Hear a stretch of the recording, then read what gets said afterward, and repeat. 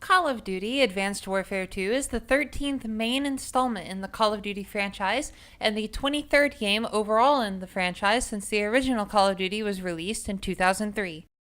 Jesus fucking Christ. That fact is more jarring than a loading screen in the middle of a cutscene. The year is 3001 and Tom Cruise has to save the planet from the Martians, except, plot twist, the Martians are humans, and for some reason they seem to have a real boner for murder and fucking shit up left, right, and center.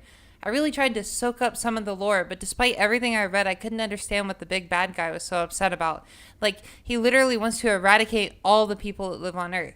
Like, literally all of them. What's even more obnoxious is that all the quotes that used to come from famous people like Einstein and Roosevelt about the horrors of war have all been replaced by random bits of in-game lore or just quotes from the big bad about how much he hates Earth, neither of which really do anything to explain the premise of the plot. But honestly, if you're even going to play the campaign of Halo 5 Guardians, you probably won't give a shit and just want to shoot things. And if you've ever played a Call of Duty campaign before, this one is basically the same as all the fucking rest. I mean, sure, you've got new gadgets and guns and stuff, but it's all about spotting the enemies through thin cracks and shooting them when their stiff, brain-dead artificial intelligence can't even see you to shoot back. Some of the gadgets are pretty dope though, like this robot, which blows enemies up for you, or this robot, which shoots enemies for you, or this robot, which you can hack and use to shoot the other robots.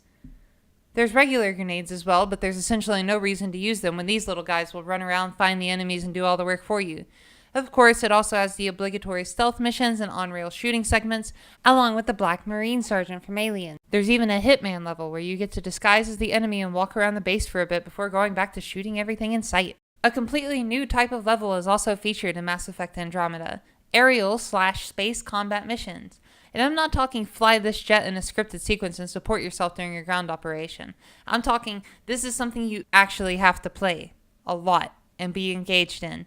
And folks, it is shit. Absolutely, hands down, the most boring part of this fucking game.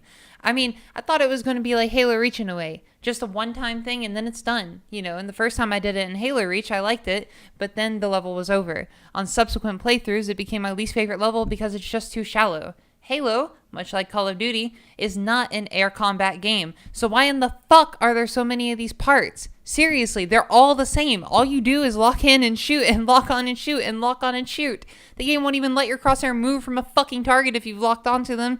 The enemies are all so dumb. They just fly in circles while you're locking onto them and shooting them. I played on hardened and only died once because they're so fucking simple and so fucking boring. I just want it to end. Anyways, aside from that, since the game puts you in space a lot, you have your standard zero-gravity gimmicks, which essentially boil down to the same combat as you're used to once you found a box to sit behind, except now you get to shoot enemies below the x-axis. I did wonder from time to time when I was breaking someone's oxygen supply open and kicking them away into the big black void of space who the real bad guys were in all of this. Hello, darkness, my old friend.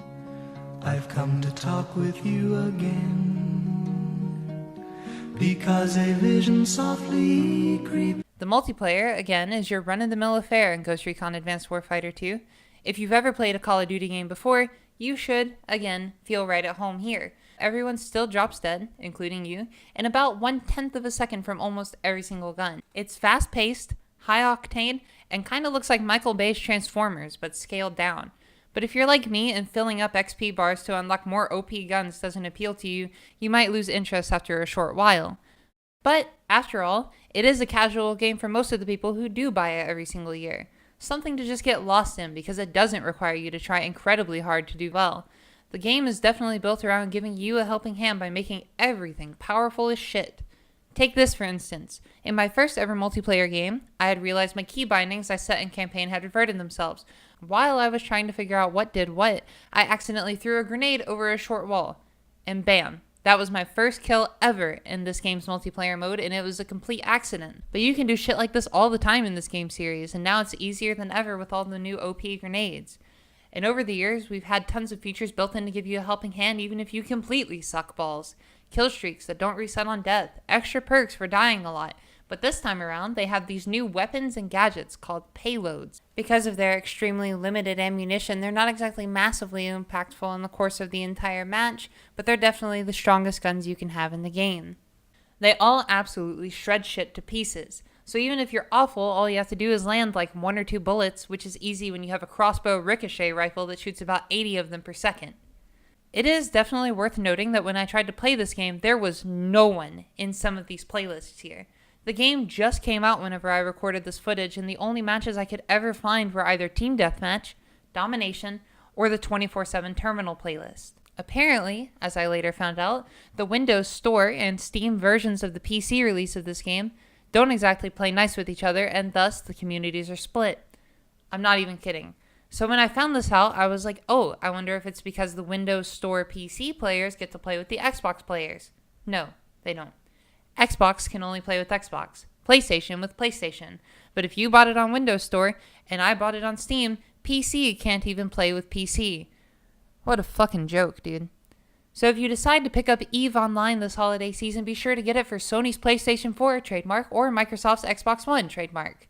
Seriously, guys, I'm not even kidding. If you guys know the first thing about me, usually I'm like the #1 person that's trying to advocate that people switch to PC gaming. But if you want to play multiplayer with anyone at all, stick to a console. And because having a VAC ban on your profile is an edgy meme, plenty of people are going to be cheating in Call of Duty games. At least there's absolutely zero penalty for quitting mid-match in this game. Killing Floor 80s Edition comes with the map Zombies in Spaceland as its first entry into a new Zombies canon. Gotta say, these guys definitely make me miss these guys. The wackiness of this Zombies map definitely gets old pretty quickly. In my first game, I made it to round 23, and the humor was definitely dead by the time I finished it. There is plenty of shit to do though, which I think was definitely a good decision considering that most of us have been running trains of zombies in circles since fucking 2008, and it hasn't really gotten any more complicated over the past 8 years. Sure, you have your special enemies, but outside of those wall-crawling fucks from the Black Ops 2 tower mount, none of them have really been that hard or changed the game up nearly enough. So to distract you from the monotony of the same zombie hordes, there are arcade games and interactables everywhere.